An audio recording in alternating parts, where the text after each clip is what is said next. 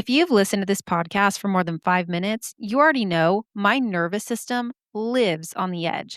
That's why I love RYZE. Between being a mom, a teacher, and a full time researcher of all things sinister and spooky, I need energy that doesn't come with anxiety. My therapist says I have plenty of that already, which is why I love to start my day with RYZE. RYZE is a mushroom coffee blend that gives me focus without the jitters, and it actually helps me quiet my ADHD brain. It lifts my brain fog and somehow even made my gut health way better. We love a multitasking beverage. I usually drink it in the morning before I sit down to research or record, and it helps me stay clear headed instead of wired. I like to add a little cacao powder, a sprinkle of cinnamon, and of course, my favorite creamer. Then suddenly, it's a delightful little cup of emotional stability. RYZE isn't just coffee, it's gut health and nutrition that your body actually craves. With lion's mane, cordyceps, reishi, shiitake, and turkey tail, you'll be saying, "Holy shiitake, I can actually focus," because these mushrooms help maintain focus throughout the day, they help maintain your stress levels, and they even boost immunity while clearing up that pesky brain fog. So if you're trying to kick your caffeine habit or you just want something that's genuinely better for your nervous system, head to the link in the show notes and use my code suspectsandspiritspodcast 15 to get 15% off your first purchase. What have you got to lose? Again, that's Suspects and Spirits Podcast 15 to get 15% off your first purchase. Your lizard brain will thank you.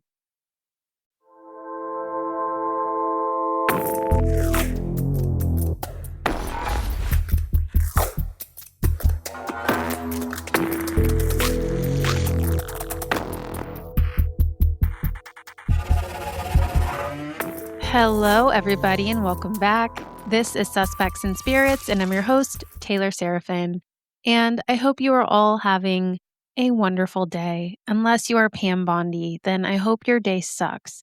I'm having a great day. I'm actually recording this outside. What's not so great is the reason I'm recording outside. Everyone in my family is sick. They have all gotten this flu. So I'm out here because they're all sleeping in there, and I don't want to disturb anyone. So, yeah, everyone wash your hands. This flu season actually is really awful. So, if you have to cough or sneeze, use your elbow, please. I teach that all day long in my class. Doesn't matter though, because they will try to give you a high five after picking their nose or just sneeze directly in your face. But you're all adults listening, I would hope. So, you understand to stop the spread of germs, you shouldn't do those things. I felt like I was getting sick there for a hot minute. You know, my voice, the last like 2 episodes was all scratchy and I felt really congested. My voice is still like not back to what it was, but I went home one day from work. I ate some soup, drank some beetroot juice, and slept for 10 hours. 10 hours, you guys. I felt like a new woman the next day. I have not gotten that much sleep since the womb, I think. I felt great afterwards. And honestly, that beetroot juice. So listen, my husband got me this brand called Suja, Suja, and it was like beets, apples, carrots, pineapple. Anyway, I hate beets. Could never be quail man. I will not eat them. I actually begged my mom once when I was little to get beets at the store because Doug, aka Quail Man, ate beets. And so obviously I too needed beets in my life. And I quickly realized that shit is nasty. I'm sorry if you're a beet lover. I'm happy for you. I can't do it. I can't. This juice, though, I will say, my husband was like, just drink it. It has a ton of antioxidants. It's mixed with other fruits. So it's probably, it'll cut the taste. And guys, it was delightful. It tasted not like shit. So I drank that juice and had a bowl of chicken noodle soup. And I just passed the fuck out on my couch for 10 hours. He did pick me up and move me to bed in my daughter's room because she wouldn't sleep without me. She's actually made of Velcro, I think. Anyways, long story short, that's how my family got the plague. And the next day, I felt so much better. I went to work no problem, no fever, no issues. And if you're a teacher or you know a teacher, you know that making sub plans is worse than being sick. And making them while you're sick is actual hell. So I was happy to be there. But now everyone in my house is sick. So Valentine's Day in quarantine. That's how we do it over here. Super fun stuff. Anyways, that's why I'm outside. So, fresh air. It's actually really nice out here.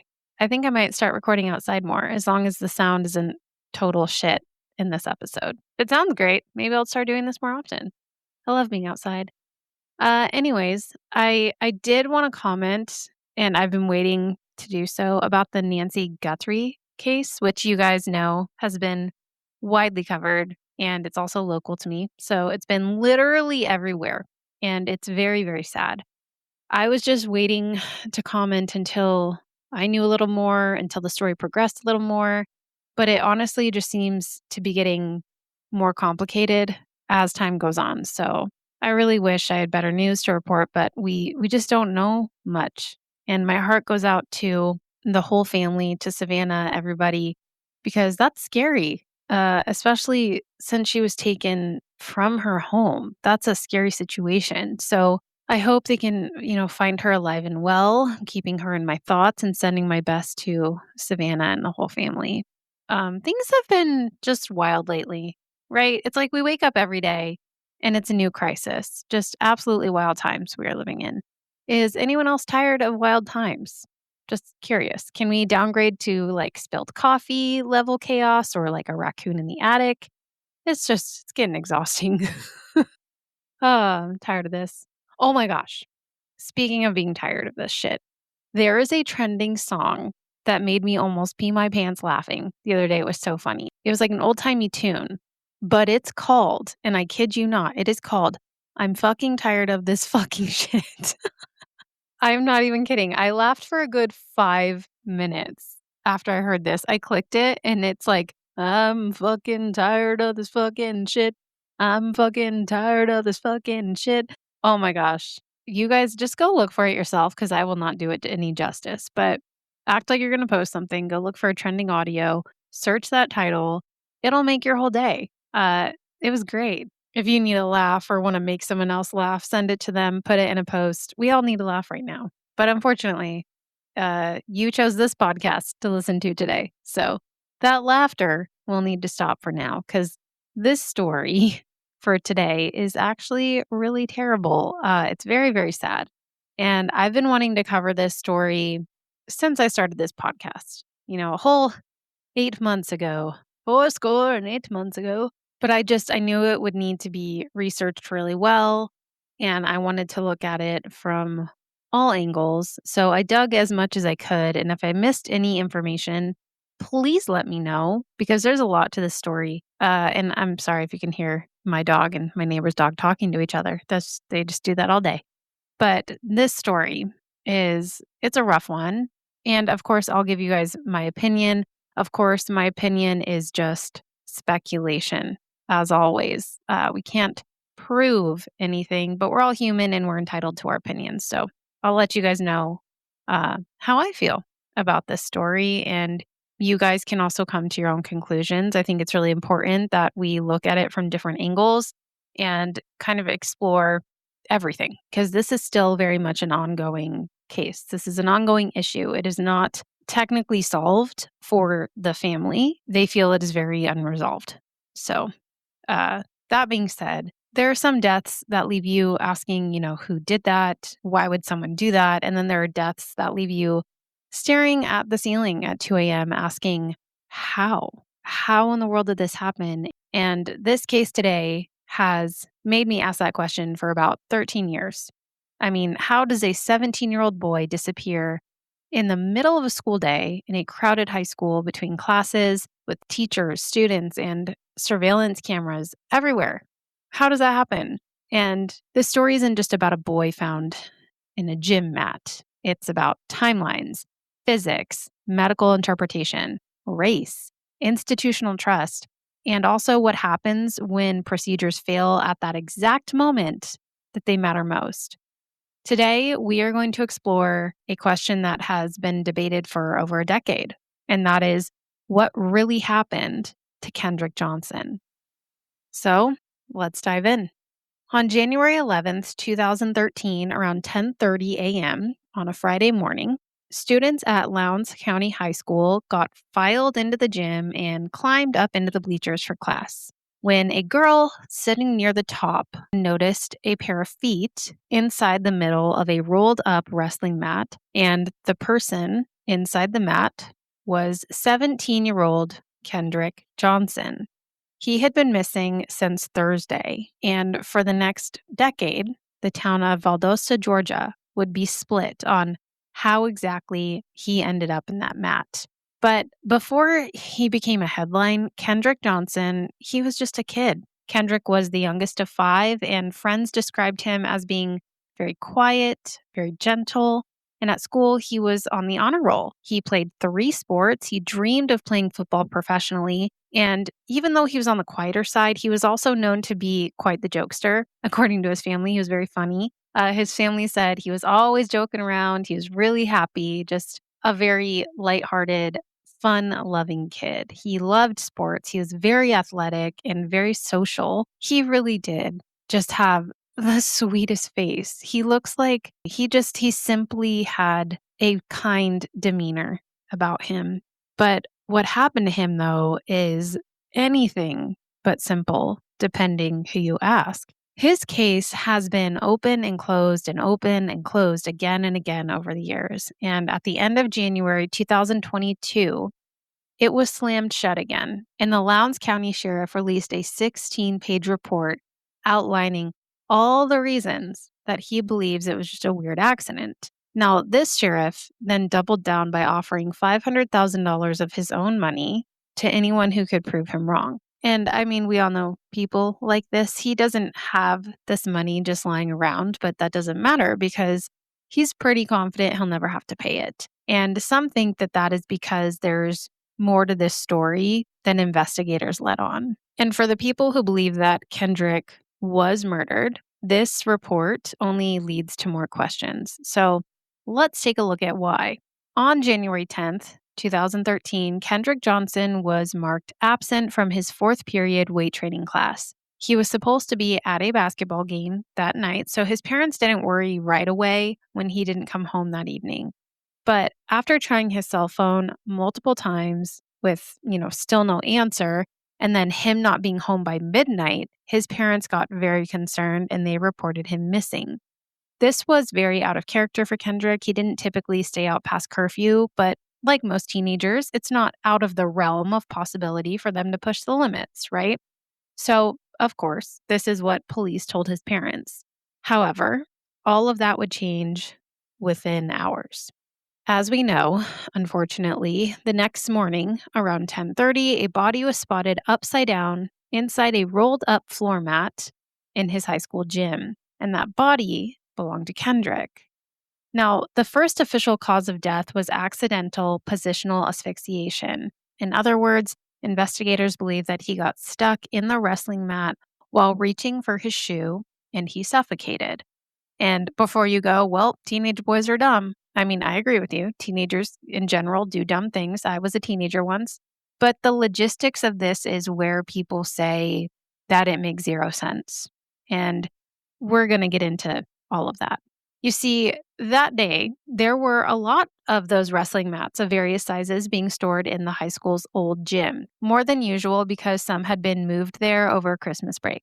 It was pretty common for students to throw their shoes and their belongings inside the mats instead of paying for a locker because, yes, for some reason, they made these kids pay for their gym lockers because, America. So instead of paying, because that's nonsense, they would just drop their belongings inside the mats. And when it was time to retrieve them, they would tip the mat up and grab their things off the floor. In this case, Kendrick was found in a mat near the back wall. Investigators believe that he couldn't tip the mat over because of the way it was positioned, so he climbed on top and tried to reach down inside, almost like diving into the center.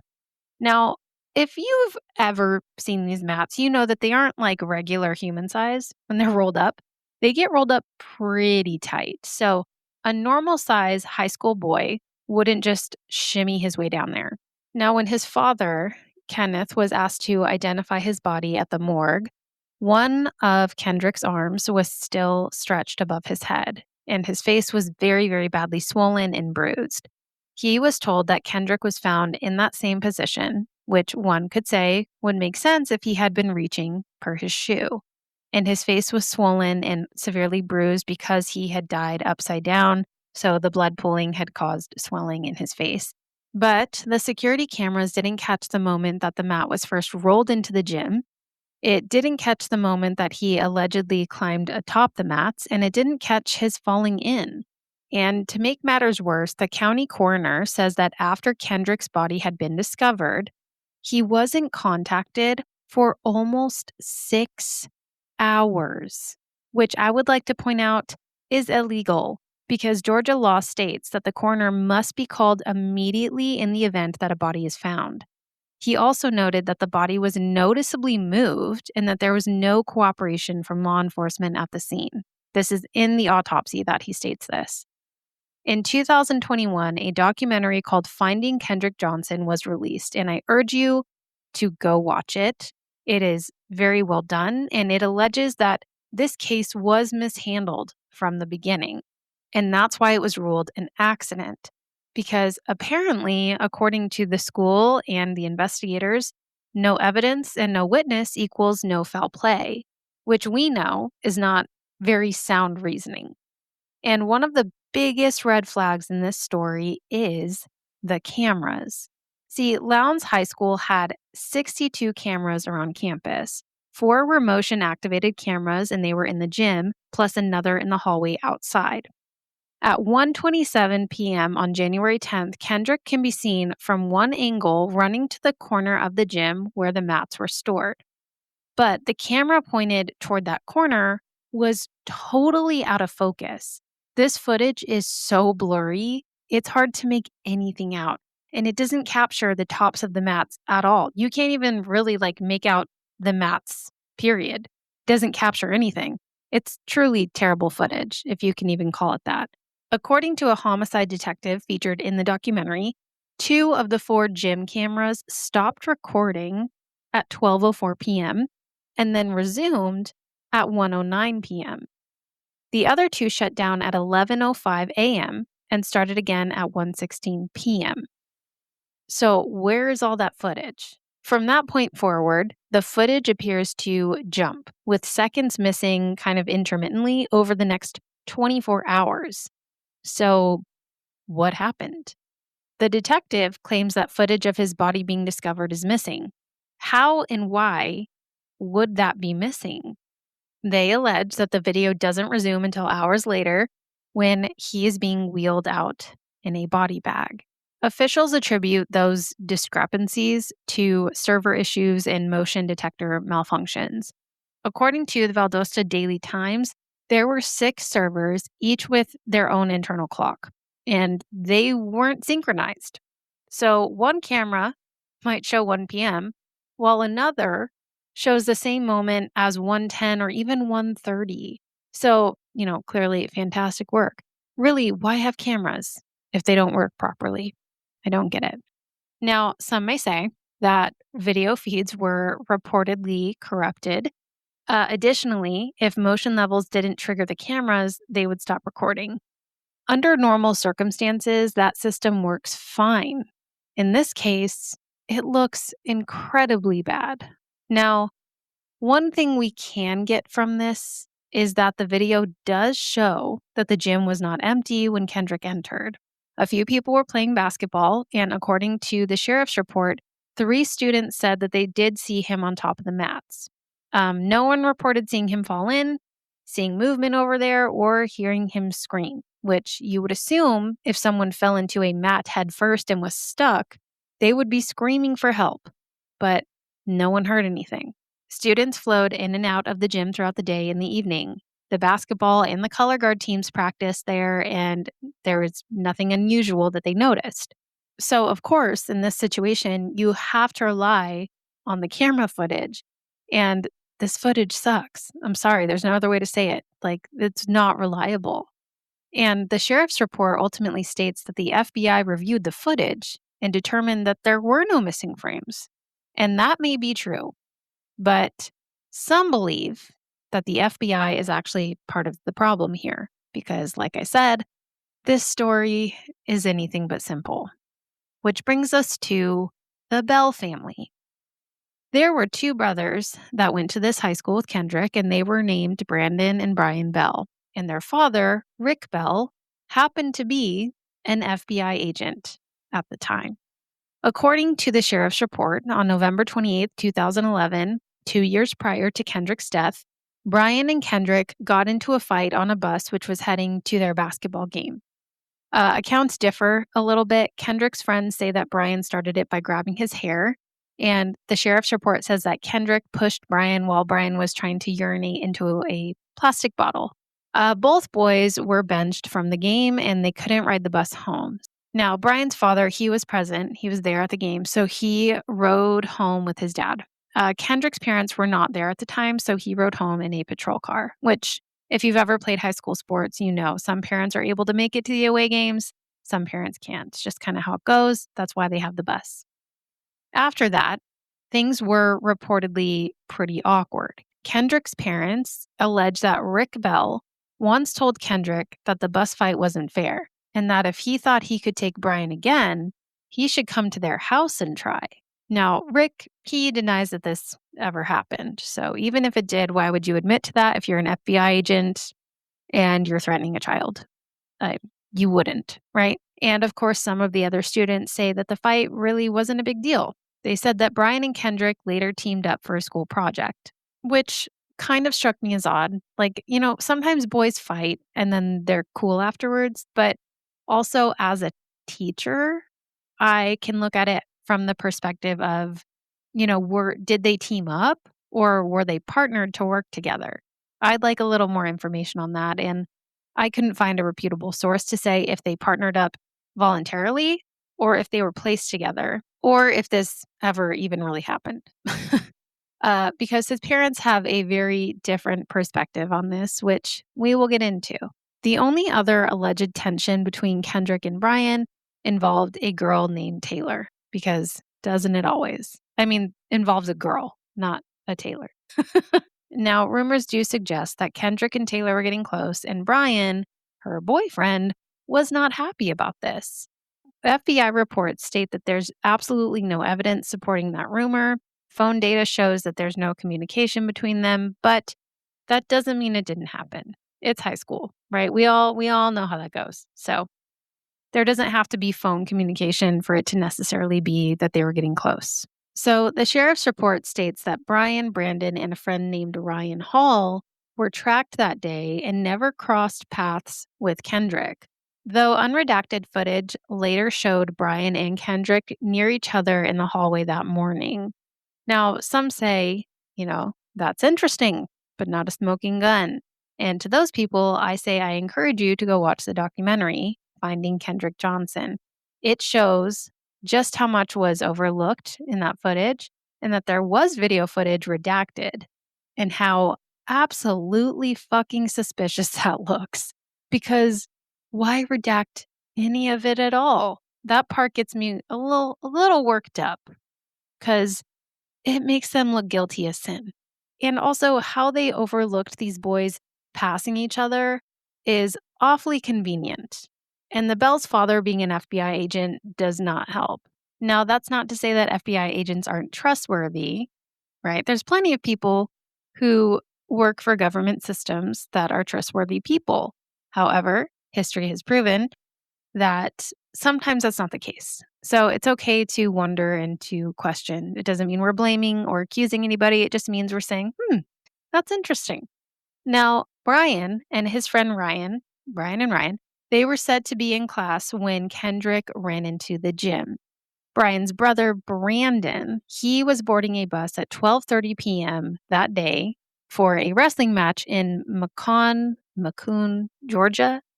Macon, maybe? There's only one O. Macon. I'm going to go with Macon, Georgia. All of this was looked into allegedly, and they said that there was nothing to see here, that it was a witch hunt. They love to use that phrase. But Kendrick's family was not having it. Now, here's where I personally have a little trouble with this. There were also allegations that Brandon Bell had bullied Kendrick, and Kendrick's mother reportedly complained multiple times to school administration. The Bell family maintains that the boys were friends. In fact, they have repeatedly stated that they were quote unquote buddies. But Kendrick's family vehemently denies this, saying that Brandon was always bullying Kendrick, and at times it even happened in front of authority figures at school. Now, as mentioned, on the day that Kendrick died, Brandon was reportedly heading to a wrestling tournament. The bus left at 12:30 p.m. Kendrick was seen alive on surveillance footage at 1:09 p.m. The match that Brandon was headed to reportedly began at 4. And the question to me then became, well, how far away was the tournament location? Did the bus really leave at 12:30? Did he get on the bus at 12:30? What was going on? Well, he was headed to Macon, Georgia, which is a reported 2 hours and 15 minutes away. So, yes, that tracks. If the bus left at 12:30, driving that far, accounting for traffic, things like that, that would place them there in time for warm-ups. It logistically, it makes sense. And then, Brian, like I said, he was reportedly in class. However, there was footage showing Kendrick and Brian passing each other in the hallway that morning. The issue is that that footage was not initially highlighted, and that it was something they initially failed to mention in the original findings. They initially stated that these boys did not even pass each other throughout the day, that they never even saw each other that day. And again, if you watch Finding Kendrick Johnson, you'll see just how much emphasis is placed on a lot of these inconsistencies. Additionally, there is surveillance footage showing Brian walking away from the gym wearing a white zip-up shirt with what appears to be a stain on it. Later clarification did suggest that it was just a logo. So the footage quality, like I said, is extremely poor. Very, very grainy. And if you know anything about this case, that is part of the problem, right? Which is infuriating. As mentioned before, the brothers initially refused to cooperate with the investigation. They were adamant that they had nothing to do with Kendrick's death. They stated that, people could judge them, but they knew the truth. So some viewers interpreted their demeanor as suspicious, though demeanor alone proves nothing. I will say, though, after watching each of their interviews, one brother is behaving a little more sketchy than the other. And I will just leave it at that. You can watch for yourself, come to your own conclusions. Authorities did confiscate their phones and computers, and reportedly, nothing was found. But we can also keep in mind that their father worked for the FBI. So I'm sure those two things aren't connected. Now, of course, I'm just a podcaster, right? I know nothing. This is for educational purposes only. Now, while all of this was happening, the Johnson family had actually placed a lawsuit against the Bells, and then the Bells also filed a counter lawsuit against the Johnsons for attorney fees and defamation after, they filed the civil claims against that family. So now let's talk about if this really was an accident, because we have to look at it from all angles, right? If there really is any chance at all that Kendrick really did somehow fall into this mat, let's look at the facts behind this claim, right? Let's look at the physics. Kendrick was about 5'10". He was 160 pounds, and the mat was roughly 6 feet deep with a 14-inch opening. His shoulder span, though, was approximately 19 inches. So do with that what you will. Now, to me, this is one of the most interesting points. When he was found, his head was resting in a pool of blood and vomit, which that is very consistent with, dying, being stuck upside down. Within hours after your body dies, your body leaks fluid. That's just what happens. It's part of the process. But that's not the interesting part. The part that I'm interested in is that the black and white shoe that he was allegedly reaching for was lying on top of the blood that had pooled on the floor, and the shoe was found completely clean. The matching shoe, the other one, was found on the floor nearby. So, of course, this gives me pause. I mean, why was one of the shoes outside the mat and the other was so far inside the mat that he got stuck trying to get it? And if the shoe that he had been reaching for when he got stuck was beneath him, you would think that there would be blood on it because his body is literally dripping fluid. It would somehow get on the shoe. It would not be sitting nicely on top of the blood that had pooled beneath him. Physically speaking, to me, that doesn't make any sense. Now, I'm not a crime scene investigator. I'm not a doctor, but you can totally disagree. Figure that out for me, please. But here's another part that really makes me scratch my head and go, what? Because Kendrick was wearing a pair of shoes when he entered the gym. He was wearing a pair of white sneakers at the time. He can be seen on the CCTV footage going into the gym in those very shoes. Now, the part that makes me scratch my head is that those shoes were found with him inside the mat, but they weren't on his feet. The way they're positioned is weird. They're tucked beneath his legs. His ankles are crossed, and some argue that the shoes look like they have been almost like tossed in there after him. Because remember, he's upside down in a gym mat. He entered with his shoes on, and now they are no longer on his feet. They are located under his shins and ankles. I personally think that they look squished beneath him, like he was placed in the mat, his shoes were tossed next to him, and then he was rolled inside of the mat, like he's on top of them. Some say, maybe he kicked off his shoes due to struggling to get out of the mat, which, okay, let's say he did that. That's a fine argument. He's vertical, he's upside down, he's kicking off his shoes, he's struggling to get out. But I still get stuck on how did they get tucked beneath his body if they were kicked off? And why is one of his socks loose on the foot near the toes and not near the heel? If it's almost like the shoe was taken off of him, not kicked off with his own feet. If you've ever kicked off your shoes with your own feet, you know that your sock gets loose around the heel, not around the toes. But see, these are all the things that a proper investigation would have questioned and ruled out. But they really did not investigate the scene the way that they should have. And then they jumped to a conclusion really quickly after multiple people had contaminated the scene. What's even more interesting is that nearby, investigators did find a hoodie and a pair of black sneakers with orange laces that did not belong to Kendrick. Both appeared to be stained with blood, but testing revealed that the substance was not blood, and they also were not collected as evidence. So we're really just going by whatever they say at this point. They just said it wasn't blood, and okay. But there actually was blood found at the scene, and I'm not talking about inside the mat, where Kendrick was. There was blood near the mats, smeared on the wall, almost like running down the wall, like 3 or 4 smears, and it wasn't Kendrick's.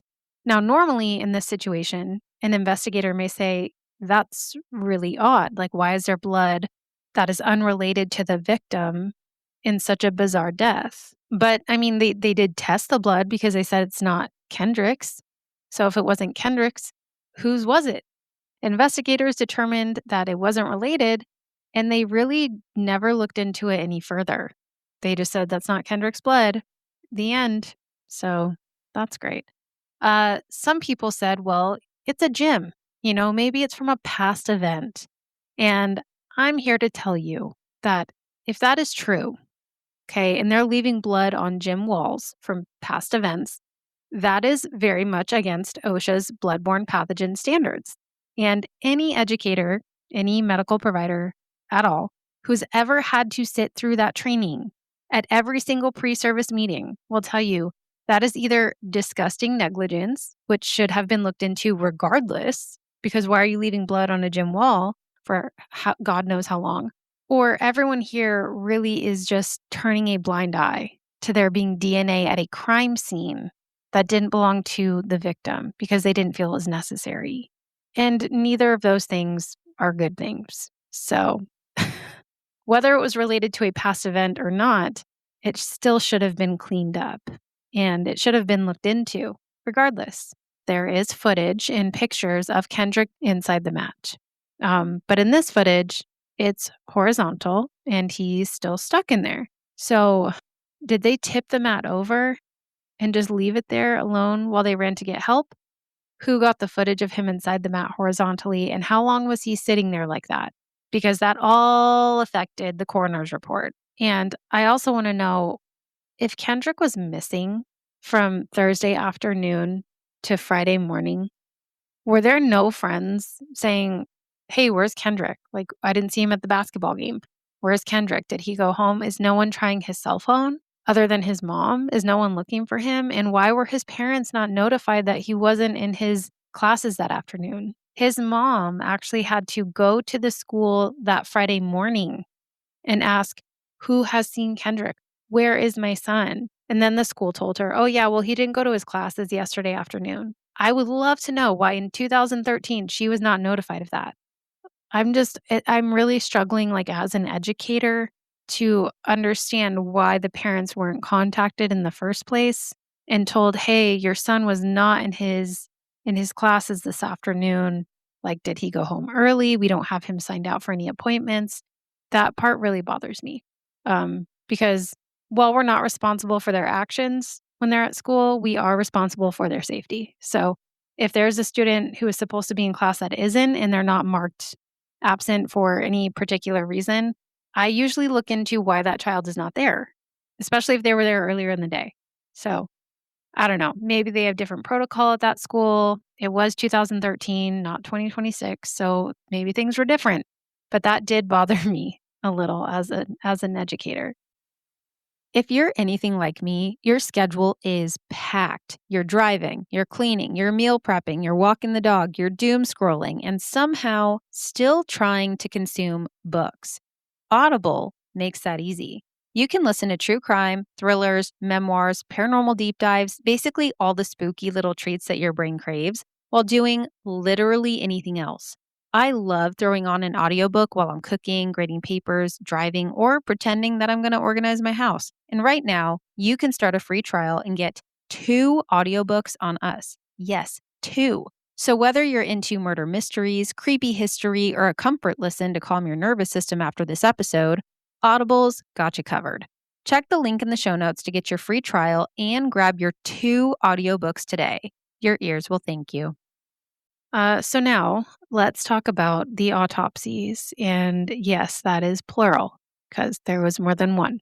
The Georgia medical examiner was actually unable to rule a time of death because, as I mentioned before, he was not notified for 6 hours. And this really made him upset because he was like, well, you move the body and the cameras are all out of sync, and now evidence has been compromised. So I have no idea what the time of death would actually be because everyone fucked this up.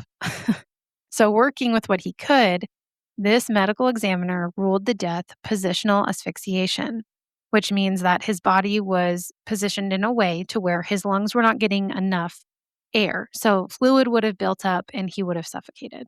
However, the family from the jump did not feel like this was an accident. It wasn't just suffocation to them. So they had a second private autopsy conducted in June of 2013. And this autopsy argued that Kendrick's lungs should have been heavier if fluid had accumulated from suffocation. Now, of course, for the second autopsy, they had to have the body exhumed because this was in June and he died in January. When the body was exhumed for the second autopsy, it was discovered that his brain, lungs, heart, and other organs were missing. And in place of those organs, his body had been stuffed with newspaper. Now, while organ removal is very standard during an autopsy, they're typically returned before the burial. Officials stated that the organs were too decomposed to preserve and they were destroyed after testing. Now, I want to clear some things up about this because using newspaper as a filler during burial, it's not best practice, right? But it was done more commonly in the past. It can be a cheaper method. Typically, when organs are removed during an autopsy, the family is asked for consent regarding whether they want the organs returned to the body, preserved for research, donated, or disposed of. That decision belongs to the family, especially in this case because he was a minor. In Kendrick's case, there does not appear to be clear documentation about consent either way. It seems that his family did not know that his organs would not be returned. So they were pretty upset about this, as any of us would be. Materials like gauze or cotton have been used before instead of newspaper. But again, consent is required before someone does this in a funeral home. And the funeral home that did this was investigated, and they determined that there was no wrongdoing. However, documentation reportedly stated that they received Kendrick's body with all his organs and original clothing, yet both were missing. And they have to sign paperwork for all of this. So why sign paperwork stating that everything was intact if it wasn't? That's deeply upsetting. This is someone's child. That's a human being. And the fact that the family only discovered the missing organs during the second autopsy makes it even more disturbing. Now, this second private autopsy was important because it also concluded a very different cause of death. If you remember, the first one said positional asphyxiation. But in this one, the listed cause of death was blunt force trauma to the right side of the neck, which is very different than positional asphyxiation. It said that there was acute hemorrhage of the soft tissues of the upper neck, acute periosteal hemorrhage of the posterior body of the right mandible, and areas of acute hemorrhage involving the carotid artery bifurcation and carotid body. So, in simplified terms, the pathologist suggested that someone could have struck Kendrick in the back of the neck, almost like a chop motion, like a quick hit, like a karate chop motion, and that this impacted the bifurcation of the carotid artery where it splits. And that type of injury could potentially disrupt blood flow and cause cardiac arrest. Now, it's worth noting that there is no strong precedent for this exact mechanism in similar cases, but the doctor believed that a small bruise, which was about 2 to 3 centimeters on the right side of his neck, was pretty significant. He also noted that the bruise was not documented in the first autopsy. The theory presented was that Kendrick may have been struck with an object, possibly incapacitated or killed, and then placed upside down inside the mat. Now, some critics claim that this second autopsy was malarkey. They said that Dr. Anderson was fired or that he was not a legitimate examiner. That is false. I would just like to go on record and say he is a board certified forensic pathologist. He's very much a real doctor. Just wanted to make sure that that is stated because, people like to go online and just say whatever they want on the internet. This second autopsy was done by a real doctor. So glad that's cleared up. So now we're going to take a little left turn because this story is anything but simple. And we're going to take a look at something very interesting that happened in March of 2014. At this time, it had been just over a year since Kendrick was found dead inside that mat when an email was sent to the sheriff's office. It was an anonymous email. The sheriff's office had the girl's name, but she wanted to remain anonymous. And it had some information regarding Kendrick's death. Now, CNN obtained access to this anonymous email, which had been sent to the sheriff's department on January 27th, 2014.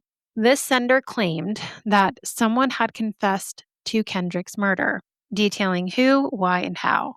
And this email named 4 students. And of course, I have the email, you guys. I was able to find it. So I'm going to read it to you word for word, but the names are taken out. So here we go. The email read, quote, "My best friend was at a party Saturday night with Redacted. And Redacted was upset about something that Redacted had said to her. So her and my best friend started talking. And by the end of the night, Redacted had told my friend everything that the whole nation has been wondering for the past year. She told my friend what really happened to Kendrick Johnson.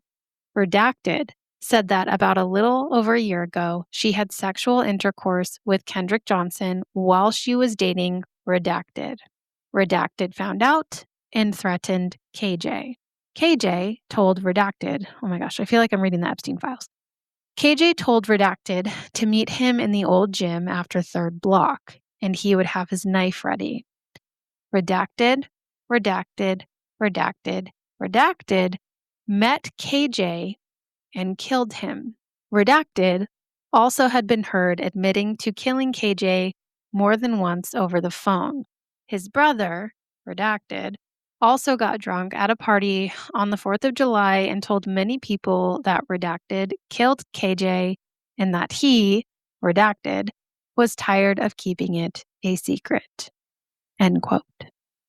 So there's that. That's a lot to take in, right? Now, it doesn't take a rocket scientist to figure out who this email was about, or at least, 3 of them. So investigators interviewed those individuals, but they quickly ruled them out. They later stood in front of a grand jury and they were found not guilty. How? Not a lot of information on that, actually. They were just found not guilty. So now, of course, KJ, that's Kendrick. I didn't mention at the beginning, but that was his nickname. That's what people referred to him as. This correspondence between him and the redacted individuals is interesting. It's not reported on. Like they never found any text messages or things like that. They also didn't find any stab wounds that we know of, even though someone said they would have their knife ready. Does that actually mean a teenager would bring a knife? No, not necessarily. Sometimes teenagers say stupid shit and they don't actually follow through with that stupid shit. But that doesn't mean that there wasn't an altercation and that nothing did happen. This whole email situation reminds me of the Aisha degree case, which if you haven't listened to that, go listen to that episode. It's a very sad story, but someone allegedly confessed while drunk at a party to another person, and this person comes forward, and then nothing is done because it's considered hearsay. But I don't know. You know what people say about drunk actions, right? I don't know what to make of that email. Really, could just be people saying things. Do people falsely confess, especially in emotionally charged cases? Yeah, they do. Absolutely. It's been known to happen. And that's part of what makes this case so frustrating. But what is really wild to me is when CNN tried to interview the sheriff about this whole situation, about this whole case. There was an incident, a videotaped on record incident involving then Lowndes County Sheriff Chris Prine. When CNN arranged an interview with him, he initially agreed. But when they stated they wanted to discuss Kendrick Johnson and why the case was ruled an accident, he stood up on camera and said he did not want to talk about it. When asked why, he reportedly said he didn't want to discuss it with you, like the reporter in particular. And this reporter was black. He then escorted the reporter to the back door and asked him to leave the sheriff's department. So that's not weird at all. And again, the entire exchange was captured on video. So draw your own conclusions on that one. This whole story was already sending everyone into orbit, and for good reason, honestly, because they really didn't look into it the way that they should have. But the wildest part of this whole thing, I must say, is this next quick left turn that we are going to take. So I'm sorry if you're getting whiplash, but this left turn leads us to Anonymous, the Anonymous, who eventually got involved in this case. In 2016, the hacker that we all know as Anonymous publicly discussed Kendrick's case. Now, if you've spent time online, you know who Anonymous, well, you don't know who they are, but you know what I mean. You know that they have a history of digging into controversial stories. They wear a mask and they make videos about things that are controversial. And once Anonymous dug into this further, they immediately labeled the case a potential cover up and they released a video analyzing the investigation. The video is still available. It's 10 minutes long and absolutely worth looking into. Anonymous argued that there was never a full investigation, and many people agree that serious mistakes were made. In Anonymous's findings, they state that allegedly Black students were told that they were not allowed to speak to law enforcement, and that some students reportedly claimed administrators told them that their graduation could be threatened if they talked. Basically, there were fears of backlash due to racism. And communities of color in that county have reported suppression before. That has nothing to do with Anonymous. It's just fact, a really unfortunate fact. And we can look at things that have happened at this school or in this county for context, like how Lowndes County had documented racial incidents in its history, which drew national attention and even NAACP involvement. Now, does that incident alone prove anything about Kendrick's death? Not necessarily, but I mean, I wouldn't rule it out. It explains why the trust was very fragile between the official statements and Kendrick's family, because when procedural failures occur in communities with racial tension, it's not just about a case, it's about its history. And of course, history shapes perception, right? So it's never okay to just sweep it under the rug and say, oh, that's not what happened here. It's always a possibility. I think it's kind of ignorant to say, oh, that would never happen. Now, let's take another turn here. Like I said, this story is not simple. In 2018, the Johnson family commissioned a third autopsy. This was largely due to the fact that at this point, multiple people had tried to come forward and say that they knew Kendrick was murdered. And the family was going to stop at nothing to get justice for their son, which, like, can you blame them? No. We will stop at nothing for our children. Now, this third report, this autopsy, again concluded that the cause of death was apparent non-accidental blunt force trauma to the right neck and thorax area. In layman's terms, that means it agreed with the second autopsy. That positional asphyxiation wasn't the cause of death. It was some kind of blunt force trauma to Kendrick's neck. Now, this led to, in February of 2018, the Johnson family filing an affidavit stating that someone had confessed that their friend admitted to striking Kendrick in the neck with a 45-pound dumbbell and facilitating the editing or deletion of high school surveillance footage, allegedly corrupting approximately an hour of video, which, if we go back to the beginning, when we talk about the timestamps and how everything was not aligned and how there was time missing from the videos, there was notably about an hour of footage that had been questioned in prior investigations. And again, people do falsely confess to things. A lot of the time, though, when we see false confessions, they're like coerced, kind of like in the West Memphis 3 case. But this is voluntary confession. And typically that happens like within the jail system for criminals who want like a lesser sentence, not necessarily teenagers or college students saying, hey, I know who killed this person. But people are weird. I don't know. I don't know why people do what they do. So even though people do falsely confess to things, this allegation still exists, and I think it's worth looking into. And then there's the information that, Mr. Bell, Rick Bell, Brandon and Brian's dad, worked for the FBI. In the documentary, unredacted footage was later discovered from the high school surveillance system. Like a lot of it. Not okay. The family filed a wrongful death suit against the Bells and 34 others, including the school and the Georgia Bureau of Investigation. It was dismissed due to lack of evidence, though it is worth noting that 7 judges recused themselves beforehand. So that's interesting. In spring of 2021, the Lowndes County Sheriff reopened the case. It was a new sheriff, and he reopened the case to review 17 boxes of federal files. In January of 2022, he again ruled it a tragic accident. He said, he just got into that mat, he got stuck, he couldn't get out. It's very tragic.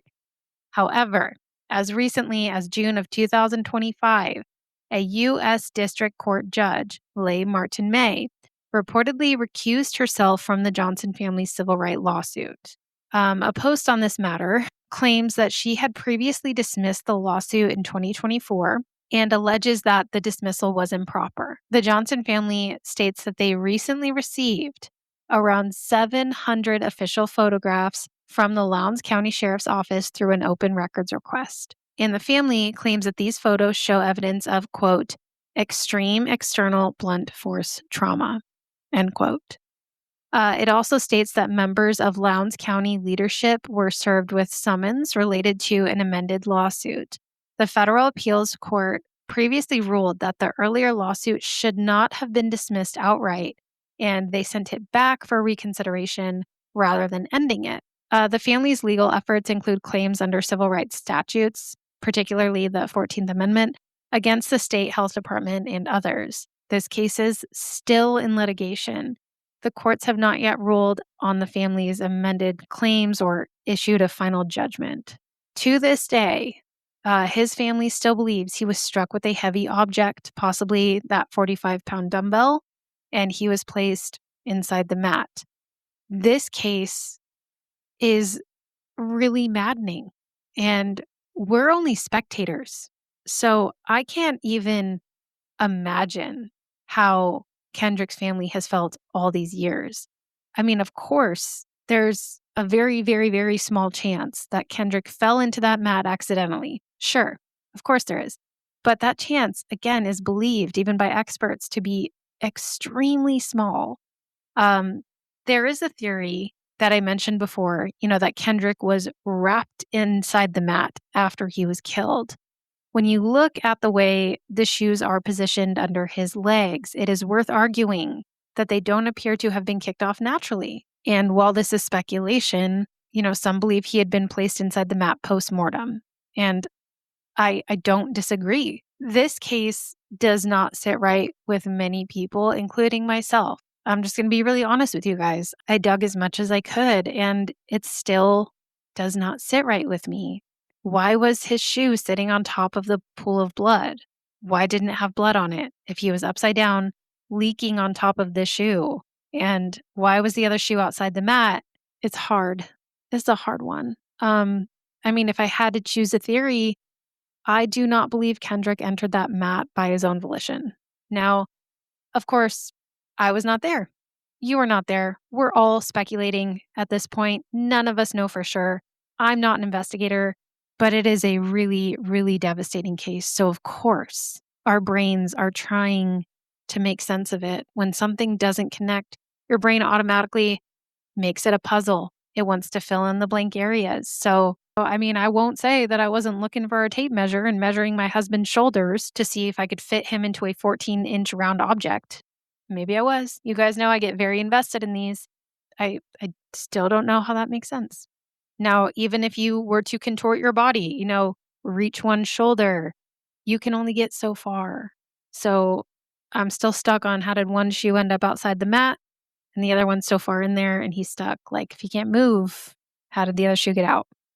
I don't know. This one, it hurts my brain and my heart. KJ would have been 30 years old now. And no matter which way we choose to look at it, a family still lost their baby. They still lost their son.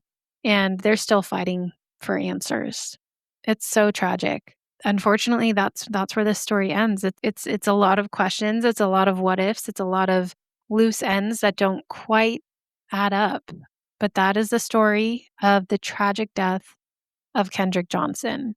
And again, I highly encourage you to go watch the documentary because it explains so much more than I ever could in one episode. And I think it's important to, again, look at it from all angles, get really educated on it so that you can come to your own conclusion. I really hope that his family gets some kind of closure and peace because it breaks my heart. Like, what a rough story. It always is, no matter what, but especially when children are involved, it makes it a million times harder. But that's all I have for you guys. That's the story.